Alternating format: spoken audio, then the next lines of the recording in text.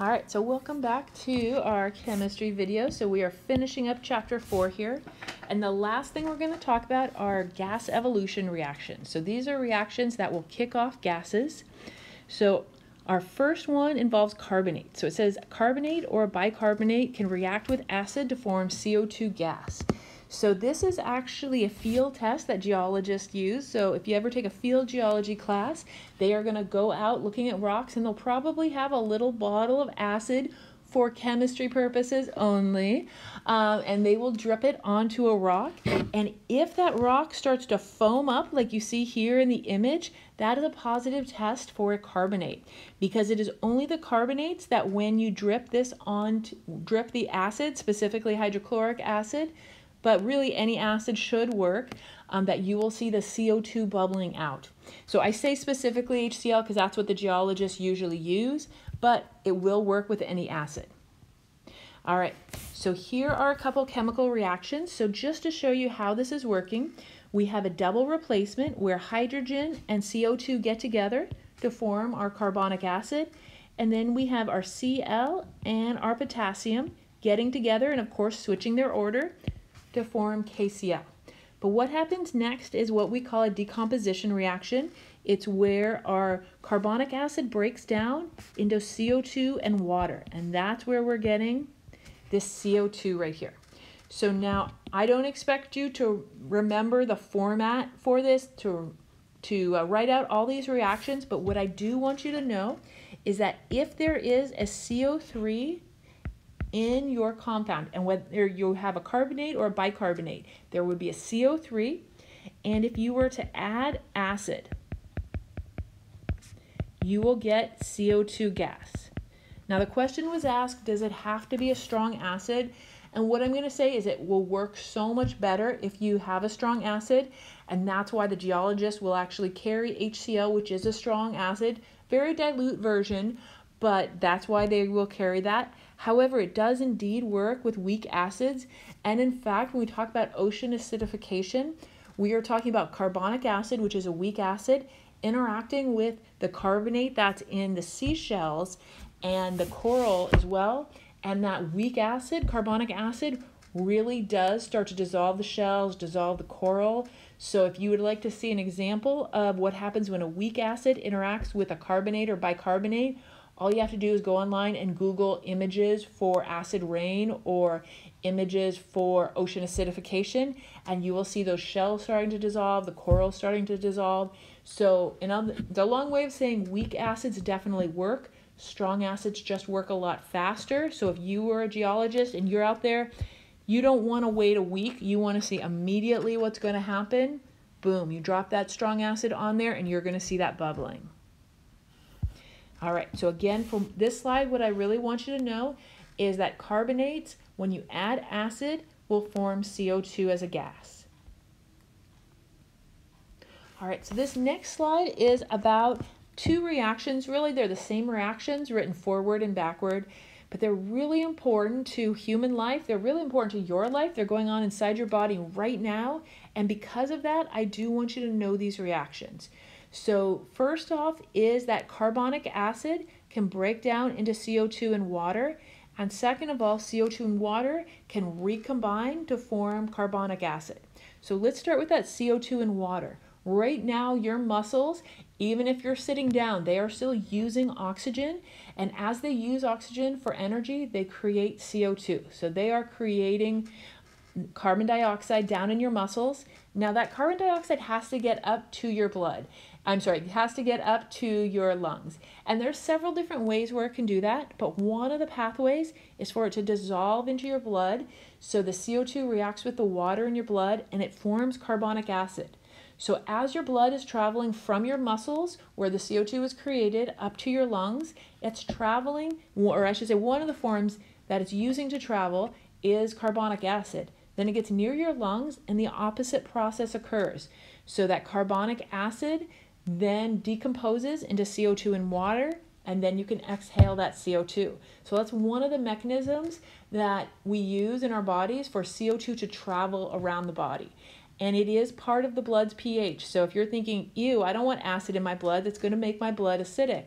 Well, there are other things in your blood that buffer that, and there are things in your blood that make it a little more basic and counter the acidity. But it is a part of your blood's acidity as is. So if for some reason you could not exhale, so let's say you had sleep apnea. Sleep apnea is a condition where you're sleeping and you don't breathe, but specifically you don't exhale, you don't blow off that CO2, your blood pH does start to drop because you are becoming too acidic. It's a condition known as acidosis, and it is because carbonic acid builds up in your system until that person wakes up with a start and they're like, and they finally take that gasp of air and they blow off that CO2, and then they regulate their blood pH. They regulate it by blowing off the CO2 and having the correct amount of carbonic acid in their blood. So you all have carbonic acid in your blood, but it is okay because it is supposed to be there. But another interesting thing is all of your carbonated beverages, even if it is soda water, like club soda, it's just carbonated water, or if you get pure water, even if it's distilled water, and you buy a soda stream where it pumps in the CO2, either way, that CO2, as soon as it hits the water, forms carbonic acid. So every carbonated drink is acidic because of that CO2 contacting the water. Also, very interestingly, if you're doing a titration in class and it gets just a little bit pink, but then the pink goes away, the reason it's going away is because of your heavy breathing. No, it's because you are blowing off CO2. When that CO2 you're blowing off hits your acid, or I should say your titrated acid in your flask, it changes the pH. So if you are only slightly basic, then the CO2 that you're blowing off is enough acid to cause it to change from pink back to a colorless. And I should say you're not actually blowing off the acid, you're blowing off CO2, which then converts into acid in your titration flask. So just some fun stuff. But again, I do want you to know those two reactions because they're really important. All right, so next up for the gas evolution reaction are sulfites. So here are sulfites, SO3 2-. So an SO3 2-, whether it's in the form of sulfite or bisulfite, you see the SO3 2- either way, they can form SO2 gas, and they will do it in the presence of acid. So again, what I want you to take away from this slide is that a sulfite or a bisulfite, basically if you see SO3 in your compound and acid is added to it, I want you to know that it will form SO2 gas. How it happens? Similar to the last slide. So it's a double replacement, or the outer ions get together and the inner ions get together for that double replacement. Then once you have formed the acid, here it's going to decompose into the SO2 gas that we're looking at and water. So very similar to the last one. There will be a summary slide here, but what I want you to take away from this is that a sulfite plus acid forms SO2 gas. All right, so next up are sulfides. So sulfides are just going to be the S2-. So a sulfide can react with acid to form the gas H2S. So here it is just the double replacement reaction. Outer ions get together and the inner ions get together. And when those outer ions get together, that is how you form your acid. So this is a common acid called hydrogen sulfide. So even though it's an acid, we call it hydrogen sulfide when it's in its gas form. All right, so one last one, and here we're looking at ammonium. So ammonium you learned with your polyatomic ions, NH4+. When it is in the presence of base, you are going to get ammonia, and this is a base I want you to know. It's a weak base, so I want you to know that ammonia is NH3. So what happens here is your ammonium reacts with the OH-. So those are your outer ions getting together, and then your inner ions get together. You have your potassium and your chloride. And here we have our double replacement products, but then just like our carbonates and our sulfites, we have a decomposition reaction where here we break off a water molecule and we have ammonia left. So our ammonium becomes ammonia. Next semester in Chem 1B, you're going to find out that ammonia is a base and ammonium is its conjugate acid. But for now, what I want you to know again is that ammonium, NH4+, will react with a base to form ammonia gas. Oops, and I see the word gas kind of got moved over into a weird area. Let me, oops, get rid of it over here. I'm going to rewrite it right over here. There we go. So ammonium reacts with a base to form ammonia gas. All right, so here is our summary slide. So on the left are the ones that react with acid. So a carbonate, something that has CO3 in it, will form CO2. A sulfite, something that has SO3 in it, will form SO2. And finally, a sulfide will form H2S. So I want you to know that when you encounter one of these reacted with an acid, any acid, it can form the gas given here.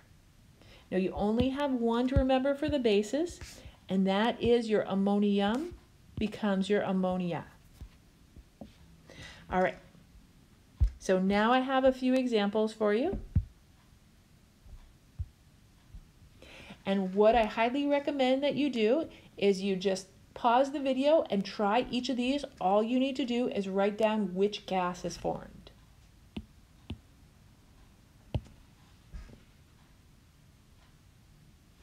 All right, so I strongly hope that you paused the video and you gave each of these a fair shot.